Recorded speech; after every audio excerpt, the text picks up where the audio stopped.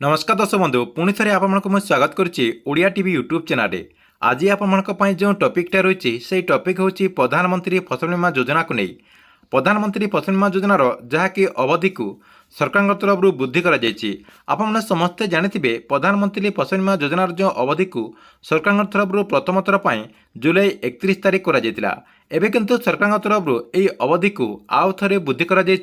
जहाँकि आपने पुणी थे आपणकर जो फसल रही फसलर पंजीकरण करेंगे जहाँकि आपने इन्शुरांस करेंगे। तेरे केंद्र सरकार तरफ यही प्रधानमंत्री फसल बीमा योजनार अवधि को कई तारिख पर्यंत वृद्धि कर सहित एने कौन अपडेट होती यही वीडियो मध्यम आपने पूरा डिटेल जानीपारे से भिडियोटी को शेष पर्यंत देखूँ। ता पूर्व वीडियो को गोटे लाइक कर दिंतु और जो मैंने चैनल को सब्सक्राइब करना चैनल को सब्सक्राइब कर दिंतु। देखो ओडिशार चाषी भाई केंद्र सरकार तरफ जहाँकि केंद्र सरकार जो कृषि मंत्रालय रही से कृषि मंत्रालय तरफ गोटे खुशी खबर दि जाए जहाँकि प्रधानमंत्री फसल बीमा योजनार अवधि को सरकार तरफ वृद्धि कर सरकार तरफ यार अवधि को अगस्त 10 तारिख पर्यंत वृद्धि कर समस्ते जानी आगु जहाँकि जुलाई 31 तारिख यार लास्ट डेट थिला काली किंतु सरकार तरफ यार अवधि को अगस्त 10 तारिख पर्यंत वृद्धि कर अर्थात 10 दिन सरकार तरफ यार अवधि को वृद्धि कर एने नोटिफिकेशन जारी कर जहाँकि आपठी स्क्रीन मध्यम देखिपे सरकार तरफ जो नोटिफिकेशन रही है नोटिफिकेशन एने अपडेट होती एटी आप देखिपे कृषि मंत्रालय तरफ जहाँकि प्रधानमंत्री फसल बीमा योजना इन्शुरांस गोटे नोटिफिकेशन जारी कर आप देखिपे कृषि भवन न्यू दिल्ली ता सहित आपंकर डेट रही है जो नोटिफिकेशन को जो रिलीज कर तार देखो डेट रही 31 जुलाई 2024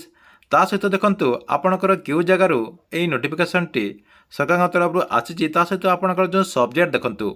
सब्जेक्ट लिखाई जे सरकार तरफ जहाँकि प्रधानमंत्री फसल बीमा योजनार अवधि को वृद्धि कर जहाँकि एक्सटेंशन कर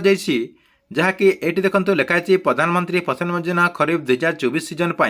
10 दिन सरकार तरफ यार रजिस्ट्रेशन अवधि को वृद्धि कर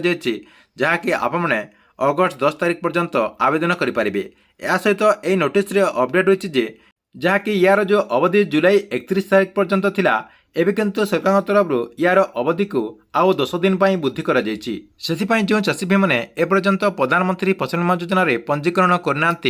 आपने खूब शीघ्र पंजीकरण कर दिंतु। आपको पंजीकरण करने को हेले आपण पाखरे जो सीएससी सेंटर रही से सीएससी सेंटर को जाकरी आपने ऑनलाइन माध्यम पंजीकरण करेंगे। ठीक अच्छे ये आपण प्रधानमंत्री फसल बीमा योजना को नहीं गोटे बहुत बड़ अपडेट। आपण को वीडियो केमती लगे कमेंट बॉक्स रे निश्चय गोटे कमेंट करूँ एवं गवर्नमेंट जेकोसी नुआ योजनार अपडेट आप सर्वप्रथम देखा चाहते यही चैनल टी को आप रेगुलर देखुता।